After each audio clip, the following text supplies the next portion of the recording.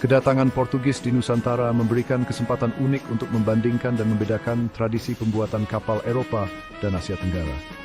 Nao Portugis sejenis karak dianggap sebagai keajaiban teknologi di Eropa. Kapal-kapal ini terkenal karena ukuran, kemampuan manuver, dan daya tembaknya. Mereka dipersenjatai dengan meriam dan dirancang untuk pelayaran jarak jauh melintasi Samudra Atlantik dan Hindia. Namun, jika dibandingkan dengan Jung Jawa, Nao kalah dalam beberapa aspek utama. Jung Jawa secara signifikan lebih besar, dengan beberapa catatan sejarah menunjukkan bahwa panjangnya bisa mencapai 100 meter atau lebih.